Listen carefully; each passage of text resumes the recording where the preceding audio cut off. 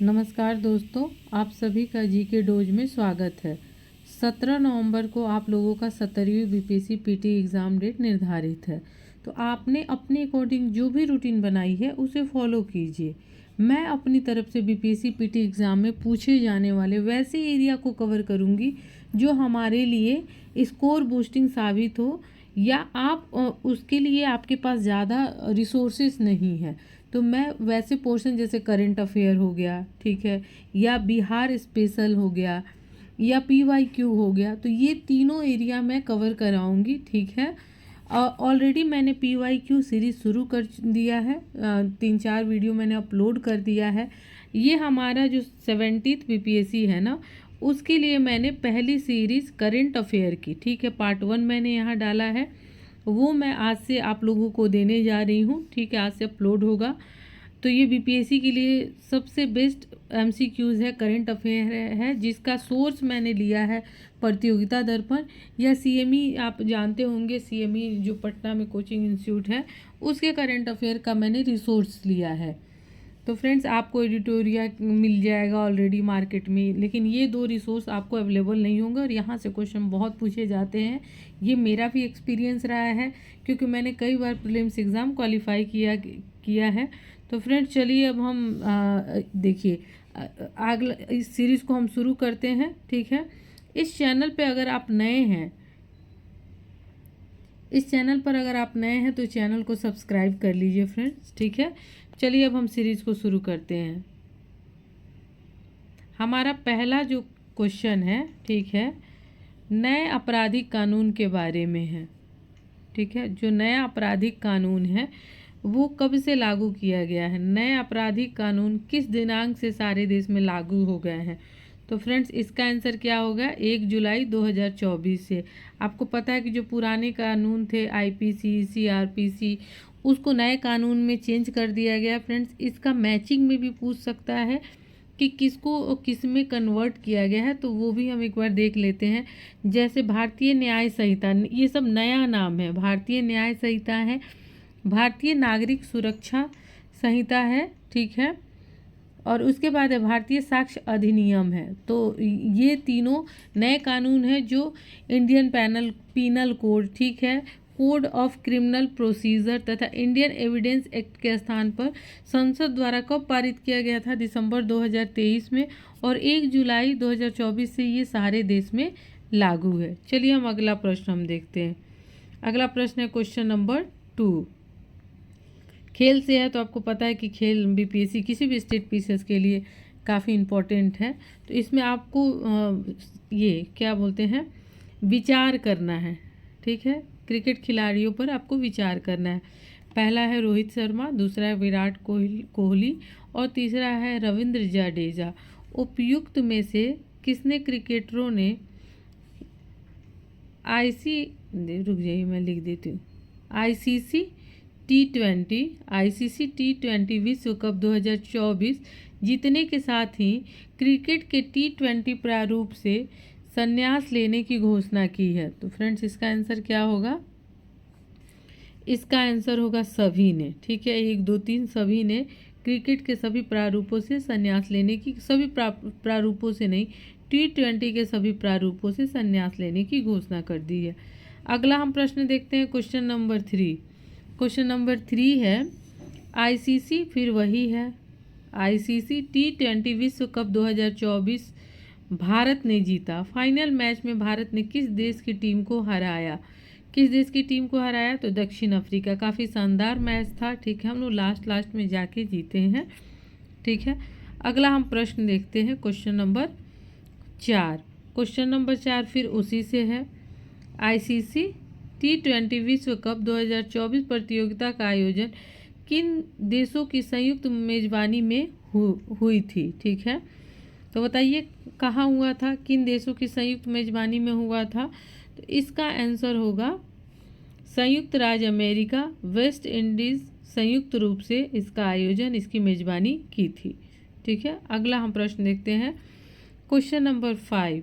Question number 5 फिर उसी से, आईसीसी पुरुष T20 विश्व कप 2024 संयुक्त रूप से संयुक्त राज्य अमेरिका तथा वेस्ट इंडीज द्वारा 2 से 29 जून 2024 को आयोजित किया गया था। इस टूर्नामेंट में कुल कितनी टीमों ने भाग लिया था? कितनी टीम ने भाग लिया था इंपॉर्टेंट है, क्योंकि वर्ल्ड कप है और भारत ने जीता भी है। तो ये 2-3 क्वेश्चन जो मैंने कंटिन्यू दिया है ये आप पढ़ लीजिएगा, ये प्रतियोगिता दर्पण में दिया हुआ है, ठीक है। तो ये होगा 20, यानी 20 टीम ने भाग लिया था। क्वेश्चन नंबर अगला हम देखते हैं, क्वेश्चन नंबर 6, ठीक है।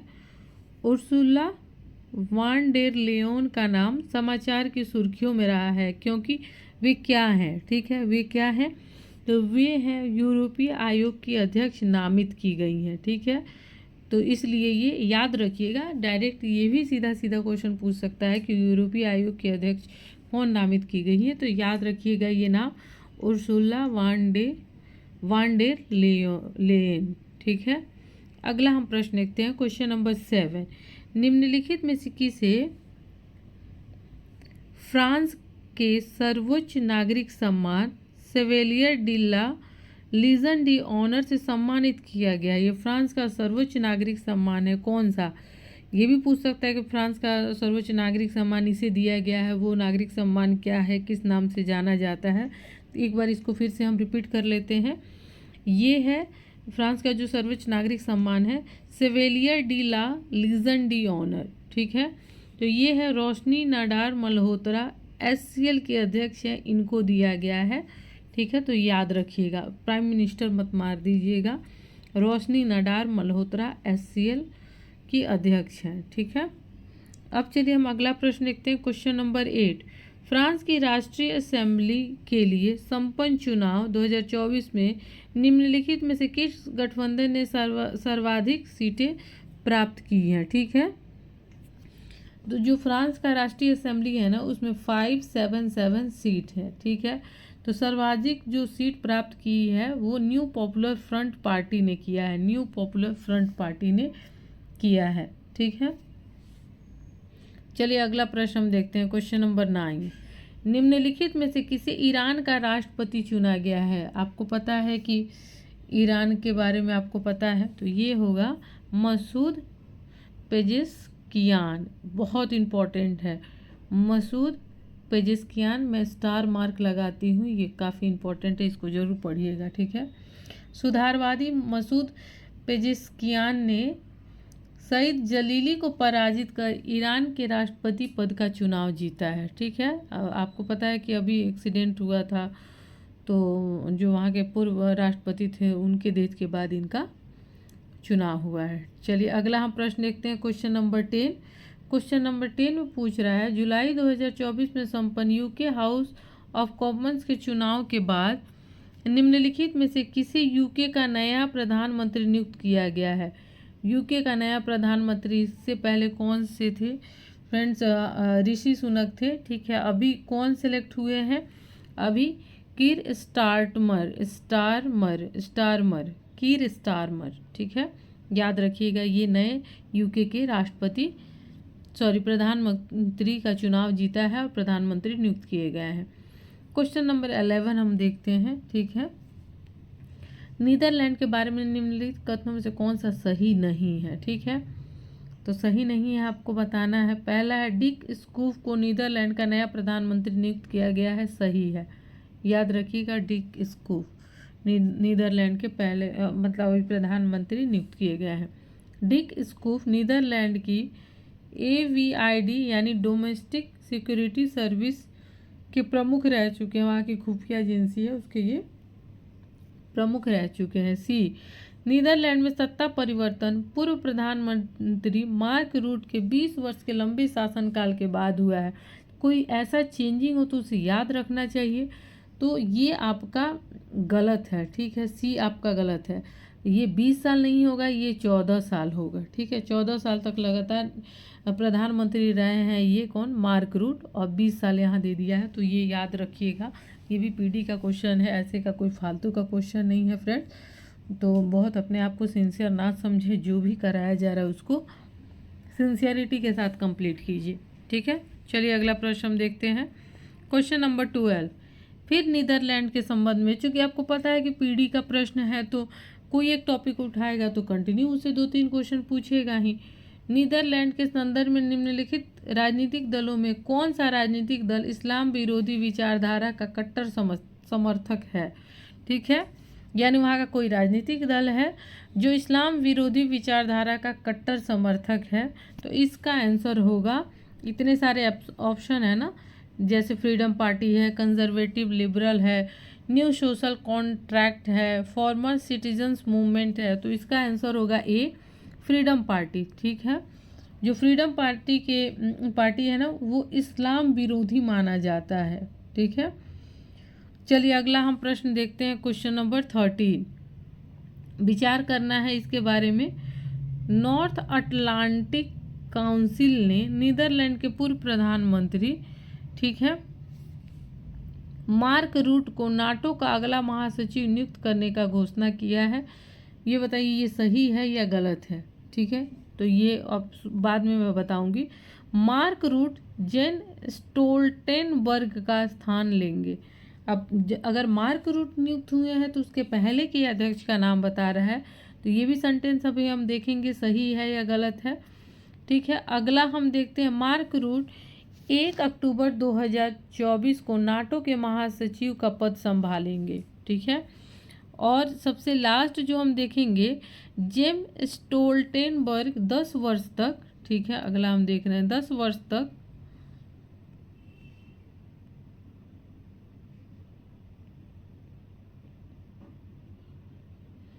अच्छा, इसमें लग रहा है ये आधा अधूरा क्वेश्चन ही फॉर्मेट में आ गया है। ठीक है, मैं इसको बाद में कवर करवा दूंगी। क्वेश्चन नंबर, ठीक है, 14, क्वेश्चन नंबर 14 मैं बाद में आपका कवर करवा दूंगी। चलिए क्वेश्चन नंबर ये कौन सा क्वेश्चन बीच में आया? ये तो 12, ये 13 आपका आ गया है। 13 का ऑप्शन यहाँ गायब है। चलिए 14 हम देखते हैं। 14 में है, जुलाई 2024 में, ठीक है, रूस के सर्वोच्च नागरिक सम्मान order of Saint Andrews the apostle से निम्नलिखित में से किसे सम्मानित किया गया है? फ्रेंड्स, ये काफ़ी फेमस न्यूज़ है। 2019 में इस पुरस्कार की घोषणा हुई थी इस सम्मान की, और 2024 में ये दिया गया है। तो ये हैं हमारे प्रधानमंत्री जी नरेंद्र मोदी जी। ठीक है, भारत के प्रधानमंत्री नरेंद्र मोदी को ये सम्मान प्राप्त हुआ है। ठीक है, चलिए हम अगला प्रश्न देखते हैं। क्वेश्चन नंबर 15, निम्नलिखित में से किसे भारतीय पुरुष क्रिकेट टीम का प्रमुख कोच नियुक्त किया गया? भारतीय पुरुष क्रिकेट टीम का प्रमुख कोच नियुक्त किया गया है, तो ये नियुक्त किया गया है आपको गौतम गंभीर को नियुक्त किया गया है। चलिए हम अगला प्रश्न देखते हैं। क्वेश्चन नंबर 16, 18वीं लोकसभा के चुनाव के बाद गठित 8 कैबिनेट समितियों में से किस समिति के अध्यक्ष प्रधानमंत्री मोदी नहीं है? फ्रेंड्स, काफ़ी इम्पोर्टेंट है। ठीक है, तो आप पहले देख लीजिए, आवास संबंधी कैबिनेट समिति, ठीक है, उसके बाद है कौशल रोजगार एवं जीवन यापन समिति, संसदीय मामलों से संबंधित समिति, इसके नहीं है। ठीक है, आवास संबंधी कैबिनेट समिति के अध्यक्ष गृह मंत्री अमित शाह हैं, तो ये नहीं होगा। संसदीय मामलों से संबंधित समिति के अध्यक्ष रक्षा मंत्री राजनाथ सिंह हैं। निवेश और समृद्धि पर कैबिनेट समिति, दूसरा और तीसरा ऑप्शन के अकॉर्डिंग हम देखते हैं, दूसरा और चौथा। ठीक है, तो इसका आंसर जो है ना क्वेश्चन नंबर 16 का, इसका आंसर जो सही होगा वो बी होगा, 1 और 3। मैंने आपको बोला ही था 1 और 3 सही होगा, 1 और 3। ठीक है, एक के भी प्रधानमंत्री, मतलब एक है आवास संबंधी कैबिनेट समिति के जो अध्यक्ष है ना अमित शाह हैं, और 3 संसदीय मामलों की समिति के राजनाथ सिंह हैं हमारे रक्षा मंत्री। ठीक है, बाकी 2-3 के हैं तो नहीं है, तो 1 और 3 ही होगा ऑप्शन के अकॉर्डिंग। चलिए अगला हम प्रश्न देखते हैं। अगला प्रश्न है क्वेश्चन नंबर 17। क्वेश्चन नंबर 17 है, केंद्रीय मंत्रिमंडल की नियुक्ति समिति, जो नियुक्ति समिति है के बारे में आपको सही कथन बताना है। पहला है कि नियुक्ति समिति प्रधानमंत्री सहित कुल 4 सदस्य होते हैं। ठीक है, सही कथन बताना है, तो ये आपका 17 का 1 गलत है, सही कथन बताना है। नियुक्ति समिति की अध्यक्षता प्रधानमंत्री नरेंद्र मोदी द्वारा की जाती है तथा गृह मंत्री अमित शाह इसके एकमात्र सदस्य हैं। सही है ये, आप देख रहे हैं 4 सदस्य नहीं है, एकमात्र सदस्य अमित शाह ही हैं। सी में है कैबिनेट सचिव नियुक्ति समिति के विशेष आमंत्रित सदस्य होते हैं नहीं। गृह मंत्री अमित शाह के अतिरिक्त रक्षा मंत्री राजनाथ सिंह भी नियुक्ति समिति के सदस्य हैं नहीं। वही प्रधानमंत्री इसकी अध्यक्षता करते हैं और एकमात्र इसके सदस्य गृह मंत्री अमित शाह जी हैं। चलिए, तो इसका ऑप्शन होगा बी। अगला हम प्रश्न देखते हैं, question number 18। Tennis grand slam tournament Wimbledon 2024 पुरुष एकल का खिताब किसने जीता है? तो फ्रेंड्स, इसका क्या होगा? इसका आंसर होगा ए। ठीक है, कार्लोस अल्काराज स्पेन के हैं। ठीक है, और इन्होंने ही tennis grand slam tournament Wimbledon 2024 के फाइनल में, ये स्पेन के हैं, कार्लोस अल्काराज ने सर्बियाई स्टार नोवाक जोकोविच को पराजित कर अपने नाम करियर का चौथा ग्रैंड स्लैम खिताब जीता है। जो नोवाक जोकोविच है, इनको भी ये टेनिस के खुद ही बहुत ही माहिर खिलाड़ी हैं। चलिए, हम अगला प्रश्न देखते हैं। अगला प्रश्न है question number 19। Grand slam tournament, फिर उसी से रिलेटेड है। अब चूंकि पीडी का क्वेश्चन ऐसे ही देता है फ्रेंड्स, अच्छा है कि आपका एक टॉपिक अच्छे से कवर हो जाता है ऐसे एमसीक्यूज में। Tennis grand slam tournament Wimbledon 2024 का महिला एकल खिताब किसने जीता है? अब वो पुरुष का था, ये महिला पूछ रहा है क्वेश्चन नंबर 19। तो इसका आंसर होगा बारबोरा क्रेजिस्कोवा। बारबोरा क्रेजिस्कोवा ने जीता है 19 का। चलिए, अगला हम प्रश्न देखते हैं, क्वेश्चन नंबर 20। भाग मच्छर भाग अभियान किसके द्वारा लॉन्च किया गया है?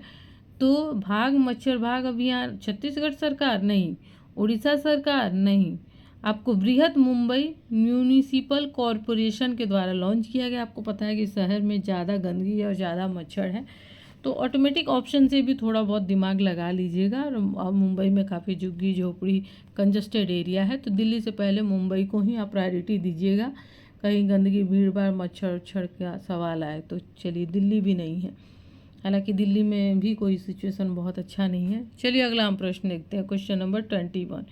निम्नलिखित में से किस राज्य में मुख्य विपक्षी दल द्वारा शैडो कैबिनेट छाया मंत्रिमंडल गठित किया गया है?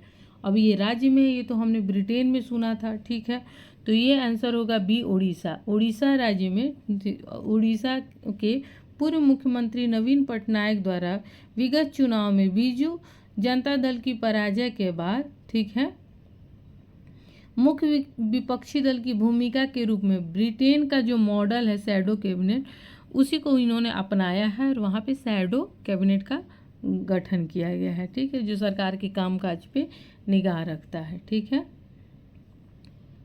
चलिए हम अगला प्रश्न देखते हैं, क्वेश्चन नंबर 22। निम्नलिखित देशों की शासन प्रणालियों पर विचार करें। अब ये बताना है, ऑस्ट्रेलिया है, कनाडा है, न्यूजीलैंड है और यूके है। ठीक है, इसमें आपको विचार करके बताना है कि किस देश में शैडो कैबिनेट छाया मंत्रिमंडल की संस्थानिक प्रणाली कार्यरत है। ठीक है, तो ये आपको सबसे पहले मैं बता देती हूँ, इन चारों में, ठीक है, इन चारों में आपको ये कार्यरत है, तो इसका आंसर आपका हो जाएगा, मतलब उपर्युक्त सभी होगा। एक सेकंड में बता देती हूँ। ऑस्ट्रेलिया, कनाडा, न्यूजीलैंड और यूके में शैडो कैबिनेट की संस्थानिक प्रणाली कार्यरत है। ठीक है, तो इसमें सभी हो जाएगा, सभी में है, यहाँ ऑप्शन बी तक ही है, यानी उपर्युक्त सभी होगा। चलिए, क्वेश्चन नंबर 23 देखते हैं। क्वेश्चन नंबर 23 है, बाल खाद्य गरीबी प्रारंभिक बचपन में पोषण अभाव रिपोर्ट 2024 के बारे में कौन सा कथन सही है? ठीक है, कौन सा कथन सही है पूछ रहा है ना? हाँ, सही है पूछ रहा है।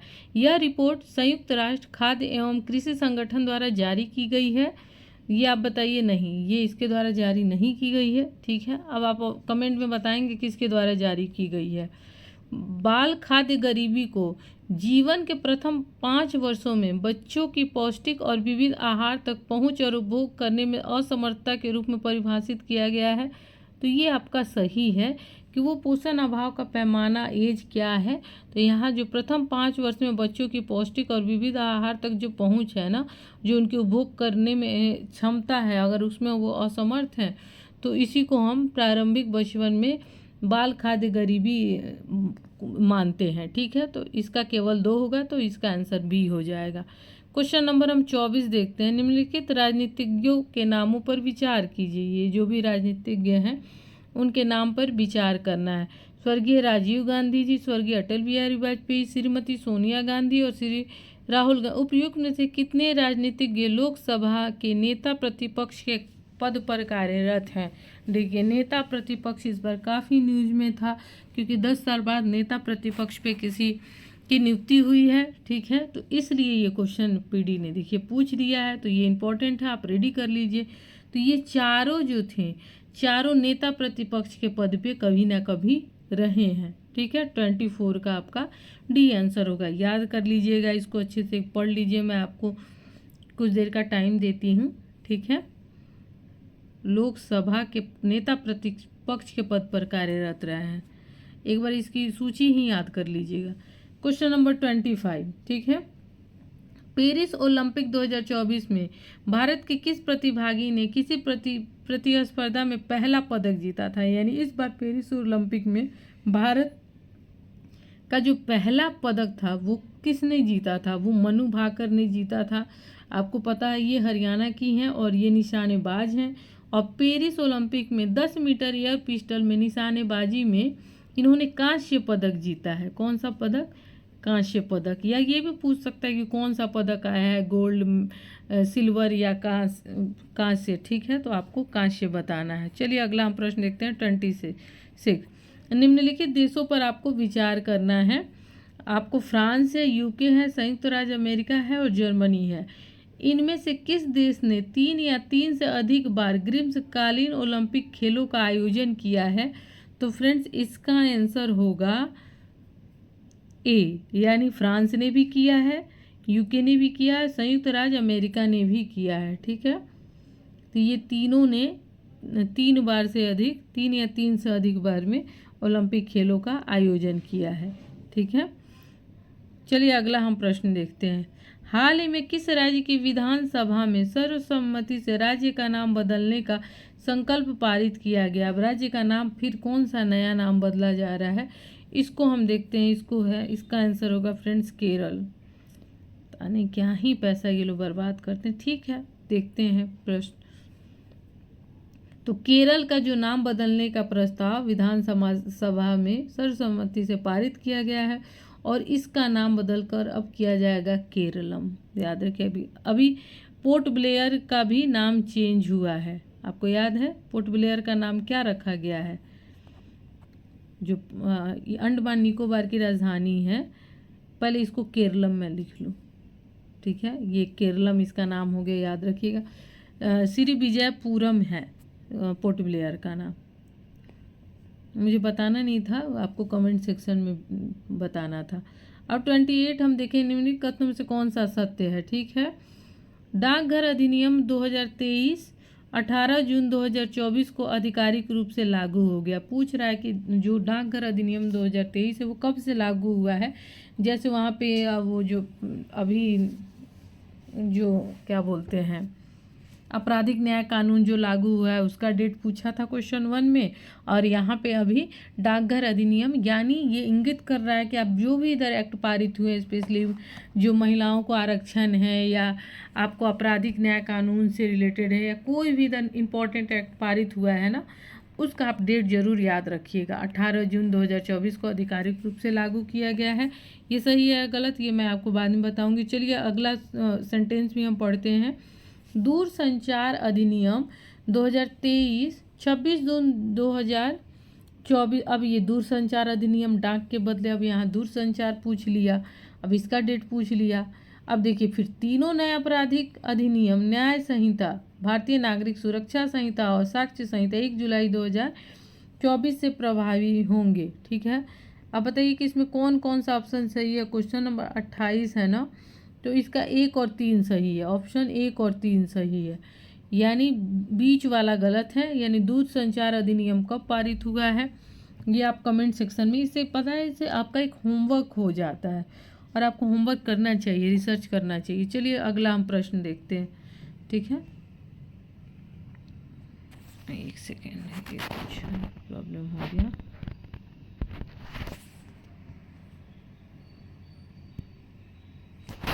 अब ठीक हो गया। चलिए अगला प्रश्न हम देखते हैं। 29 में भारत में वृद्धावस्था देखभाल चुनौतियों के प्रति तैयारी और प्रतिक्रिया की खोज रिपोर्ट 2024 निम्नलिखित में किस निकाय द्वारा जारी की जाती है, ठीक है।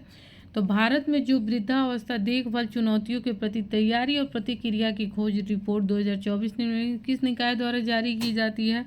फ्रेंड्स, इसका आंसर होगा 29 का सी, हेल्पेज इंडिया। हेल्पेज इंडिया आपको पता है कि ये आपदा प्रबंधन में भी बहुत सारा है। हम लोग जब बचपन में कभी बाढ़ आएगा, कभी कुछ होगा, तो हमारे स्कूल से भी अमाउंट, कपड़े कलेक्ट करके हम लोग स्कूल में जमा करते थे। मुझे याद है हेल्पेज इंडिया में मैंने बहुत ही मतलब कुछ जो ही हमारी हैसियत रही है, हमने हेल्प किया है, हमने दान दिया, वहीं से डोनेट करना हमें सिखाया जाता था, ठीक है। तो ये है। और एक और बात मैं बोलूँगी, भारत में जो वृद्धावस्था को लेके जो मनोवृत्ति चल रही है ना, देखिए पेरेंट्स, अभी जो देखिए फ्रेंड्स, अभी जो हमारे पेरेंट्स हैं ना, वो मतलब ऐसे रहे हैं कि अपना सर्वे सर्वा आप लोगों पे लुटा दिए हैं, अपने बच्चों पे लुटा दिया है, अपने लिए मतलब जो जितने में रहा भाई, जो 100 रुपया कमा रहा है, जो 100 करोड़ कमा रहा है, वो अपने बच्चों के बारे में ज़्यादा उन्होंने सोचा है। खुद की केयरिंग, ये गलत नहीं है कि आप अपने बच्चे के बारे में सोच रहे हैं, खुद की केयरिंग के बारे में नहीं सोचा है। तो हम न्यू जनरेशन, हमारी ये रिस्पॉन्सिबिलिटी बनती है कि हम अपने बुढ़ापे के लिए कुछ अपने लिए सेव करके रखें, ताकि हम अपने बच्चों पे बर्डन ना पड़े, ठीक है। तो ये आप अभी से ही तैयारी कर लीजिए, नहीं तो पता चलेगा कितने वृद्धाश्रम खुल गए हैं, ठीक है। तो इसकी तैयारी कर लीजिए, ताकि एक निगेटिव परसेप्शन जो समाज में चल रहा है वो ना हो। खुद के लिए कमर कस लीजिए अभी से कि ठीक है, मैं अपने लिए फाइनेंशियली स्ट्रांग रहूँगा। अगला हम प्रश्न देखते हैं। क्वेश्चन नंबर 30, भारत में बुजुर्गों की देखभाल के संदर्भ में निम्नलिखित कथनों पर विचार कीजिए, ठीक है। पहला है माता पिता और वरिष्ठ नागरिकों का भरण पोषण एवं कल्याण अधिनियम 2014, ठीक है। क्या ये सही है या गलत है, ये आपको बताना है। क्या बताना है, सही सुमेलित है, मतलब क्या ये 2014 में पारित हुआ था, ये बताना है। राष्ट्रीय वायुश्री योजना 2017 योजना पूछ रहा है बुजुर्ग लोगों से। भारतीय वय वंदन योजना 2015। अब इसमें से बताना है कि आपको कौन सा सही सुमेलित है। तो इसका सही सुमेलित केवल 2 है, भारतीय वयोश्री योजना केवल 2, ठीक है, ये 2017 है। अब भारतीय माता पिता और वरिष्ठ नागरिकों का भरण पोषण और कल्याण अधिनियम जो है ना, ये 2007 में पारित हुआ था, ठीक है। अब चलिए हम देखते हैं अगला प्रश्न। अगला है 31। टोटल 35 क्वेश्चन मैंने सेट किया। निम्नलिखित युग्मों पर विचार करें। वैश्विक लैंगिक अंतराल रिपोर्ट किसके द्वारा जारी किया जाता है। आपको मैच करना है। वैश्विक जो है क्या बोलते हैं, लैंगिक अंतराल रिपोर्ट विश्व आर्थिक मंच द्वारा जारी किया जाता है। आप सोचिए 2 मिनट के लिए, तब तक मैं क्वेश्चन पढ़ देती हूँ। वैश्विक खाद्य नीति रिपोर्ट अंतर्राष्ट्रीय खाद्य नीति अनुसंधान संस्थान द्वारा जारी किया जाता है। वर्ल्ड हेल्थ रिपोर्ट विश्व स्वास्थ्य संगठन द्वारा जारी किया जाता है। वर्ल्ड ऑफ डेट 2024 अटकांड द्वारा जारी किया जाता है। इसमें कौन सा सही सुमेलित है आपको ये बताना है, ठीक है। क्वेश्चन नंबर 31 है ना, तो 31 का आपका हो जाएगा सी, केवल सी, केवल सी, केवल 3, सी मतलब केवल 3, यानी केवल आपका वर्ल्ड हेल्थ रिपोर्ट विश्व स्वास्थ्य संगठन द्वारा ही जारी किया जाता है, ठीक है। अब ये रिपोर्ट कौन कौन संस्था जारी करती है, इसका आप नोट्स बना लीजिएगा, ठीक है। चलिए अगला हम प्रश्न देखते हैं। प्रेस्टर वक्र निम्नलिखित में से किसके बीच संबंधों को दर्शाता है, ठीक है। तो ये संबंध दर्शाता है, ठीक है। प्रेस्टर वक्र याद कर लीजिए। किसी देश के प्रति व्यक्ति आय तथा उसकी औसत जीवन प्रत्याशा, यही वो दर्शाता है, ठीक है। चलिए हम अगला प्रश्न देखते हैं 33 का। समाचार में सुर्खियों में रहे नागी और नकटी क्या है फ्रेंड्स? बिहार का भी मतलब बहुत इम्पोर्टेंट है नागी नकटी, ये क्या है? तो ये है, देखिए ऑप्शन में पढ़ूंगी इसका। झारखंड के चर्चित लोक नृत्य है नहीं। बिहार राज्य के जमुई जिले में स्थित पक्षी अभ्यारण्य है जिसे रामसर आर्द्रभूमि के रूप में मान्यता दी गई है, तो ये सही है। फिर देखिए आवारा कुत्तों, मुझे लगता है कि इंडिया में भी आवारा कुत्तों का नसबंदी कर देना चाहिए। चलिए कोई बात नहीं, सारे देश तो ला ही रहे रूल रेगुलेशन। चर्चित समानांतर फिल्में, मैंने आपको आंसर बता दिया कि ये एक अभ्यारण्य है जिसे आर्द्रभूमि साइट में मान्यता दिया गया है, शामिल किया गया है। चलिए क्वेश्चन नंबर 34, 2 क्वेश्चन और फटाफट हम कर ही लेते हैं, आप उधर ध्यान ना दें। समाचार सुर्खियों में रहे पुष्पक का संबंध निम्नलिखित में से किससे है? ठीक है, तो ये है, यह पुनः प्रायोज प्रक्षेपण यान है जिसका सफलतापूर्वक 23 जून 2024 को किया गया। ठीक है, 34 का आपका आंसर मैं बता देती हूँ, यही होगा। जो पुष्पक क्या है, यह पुनः प्रायोज प्रक्षेपण यान है जिसका सफलतापूर्वक प्रक्षेपण 23 जून 2024 को किया गया। बाकी ऑप्शन मैं नहीं पढ़ूंगी, आप एक बार ऐसे देख लीजिए। ठीक है, रेल इंजन नहीं है, स्वदेश निर्मित कम ऊंचाई वाला हेलीकॉप्टर भी नहीं है, यही होगा। ठीक है, ए ऑप्शन। अब लास्ट क्वेश्चन है आज का हमारा 35 फ्रेंड्स। 35 हम देख लेते हैं। तृष्णा मिशन के बारे में आपको बताना है। इसमें ऑप्शन दिया है, यह इसरो द्वारा की गई एक पहल है। ठीक है, इसे उच्च रिजोल्यूशन प्राकृतिक संसाधन आकलन के लिए थर्मल इंफ्रारेड सैटेलाइट के रूप में जाना जाता है। यह इसरो तथा फ्रांस की नेशनल स्पेस एजेंसी CNIS की संयुक्त पहल है। इस मिशन से संबंधित उपग्रह को 761 किलोमीटर की ऊंचाई पर सूर्य समकालिक कक्षा में स्थापित किया गया था। इसका आंसर सभी सही है। इसमें क्या है, सभी सही है, सभी आपको सही है, चारों ऑप्शन आपके सही है। तृष्णा मिशन इतना याद रखिएगा कि इसरो द्वारा पहल है साइंस टेक का। ये क्या है, इंफ्रारेड इमेजिंग सैटेलाइट के रूप में ये जाना जाता है। इसरो और फ्रांस की संयुक्त मतलब ये स्पेस एजेंसी की संयुक्त पहल है और इसको इसको मतलब इस उपग्रह को 761 किलोमीटर की ऊंचाई पर सूर्य समकालिक कक्षा में स्थापित किया गया। तो फ्रेंड्स ये टॉप 35 क्वेश्चन थे आपके BPSC के लिए। फिर हम अगले सीरीज़ में आपसे मिलेंगे। ये आपको पार्ट 1 था। ऐसे में आपको कंटिन्यू इंपॉर्टेंट CME और PD से रिलेटेड करेंट अफेयर आपसे रोज़ मैं अपलोड कर दूंगी यूट्यूब पे। तो अगर आपको हमारा चैनल पसंद आ रहा है, आपकी ज़रूरत के लिए, आपके लिए इम्पोर्टेंट लग रहा है, तो हमारे इस चैनल को ज़्यादा से ज़्यादा शेयर कीजिए, सब्सक्राइब कीजिए। बस यही छोटी सी तो गुरु दक्षिणा होती है कि चैनल को शेयर करें, सब्सक्राइब करें। ठीक है फ्रेंड्स, फिर मिलूंगी अगले वीडियो में। तब तक के लिए पढ़ते रहें, स्वस्थ रहें, मस्त रहें और प्रेशर नहीं लेना एग्ज़ाम का बिल्कुल। मैं स्कोर बूस्टिंग सेशन करा रही हूँ, आप बिलीव रखिए। अगर आप इतना